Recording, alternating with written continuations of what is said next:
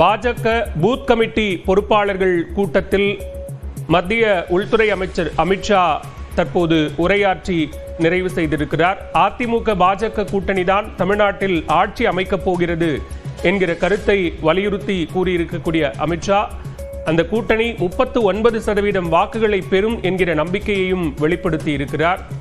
வரும் தேர்தலில் திமுகவை வேரோடு அகற்ற வேண்டும் என்றும் அதற்கு நீங்கள் உறுதி ஏற்பீர்களா என்றும் அங்கிருக்கக்கூடிய பூத் கமிட்டி பொறுப்பாளர்களிடம் கேள்வி எழுப்பி தன்னுடைய உரையை நிறைவு செய்திருக்கிறார்.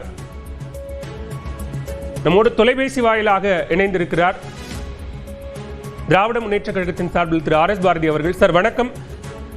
இன்றைய அமித்ஷா அவர்களினுடைய உரையில திமுக மீதான கடுமையான விமர்சனங்களை முன்வைத்திருக்கிறார். வரும் தேர்தலில் திமுகவை வேரோடு பிடுங்கி எறிய வேண்டும் அப்படின்ற கருத்தை பேசியிருக்கிறார். எப்படி பார்க்க அவர் எதையுமே கொடுங்க முடியாது என்பதை திட்டவட்டமாக நான் தெரிவித்துக் கொள்கிறேன். இவரை விட அரசியலில் அனுபவம் மிக்கவர்கள் மூத்தவர்கள் தான் அப்படிதான் பேசினார்கள். கடைசி திராவிட முன்னேற்ற கழகம் 75 ஆண்டுகளை சிறப்பாக வெற்றி நினைப்போம். தமிழ்நாட்டில் தொடர்ந்து தலைவர் 19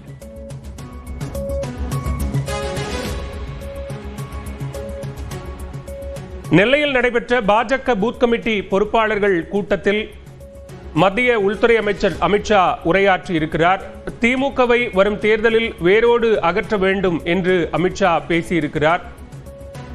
வரும் தேர்தலில் அதிமுக பாஜக கூட்டணிதான் ஆட்சி அமைக்கும் என்றும் 39% வாக்குகளை அந்த கூட்டணி பெறும் என்றும் கூறியிருக்கிறார். நம்மோடு தொடர்ந்து இணைகிறார் திமுக அமைப்பு செயலாளர் திரு ஆர் எஸ் பாரதி அவர்கள். சார், நீங்க தொடர்ந்து பேசலாம். திராவிட முன்னேற்ற கழகத்துடைய ஆட்சி 4 ஆண்டு காலத்தில் சிறப்பாக பணியாற்றி நாளொரு மணியும் பொழுதொரு வண்ணமும் மக்களுடைய ஆதரவு மு.க. ஸ்டாலினுடைய ஆட்சிக்கு பெருகி வருகிறது.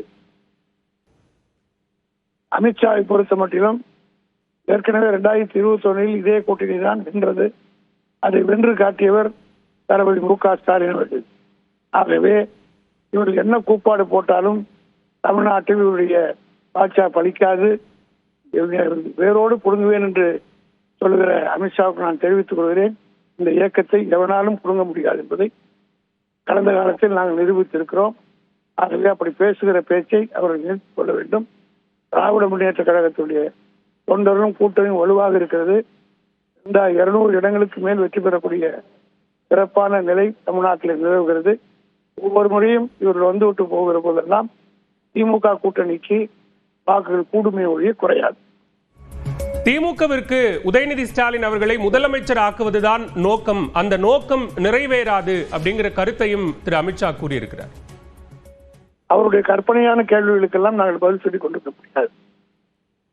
அதே நேரத்தில் அமைச்சர் முதலமைச்சர் உள்ளிட்டோரை தகுதி நீக்கம் செய்யக்கூடிய அந்த மசோதாவை கருப்பு மசோதா என முதலமைச்சர் விமர்சித்ததற்கும் கண்டனம் தெரிவித்திருக்கிறார்.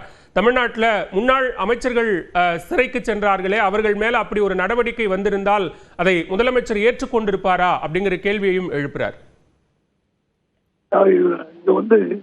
இந்த சட்டம் எவ்வளவு தவறான சட்டம், அரசியல் சட்டத்திற்கு விரோதமானது என்பதை எல்லா அரசியல் வல்லுநர்களும் சட்ட மேதைகளும் கூறிக்கொண்டிருக்கிறார்கள்.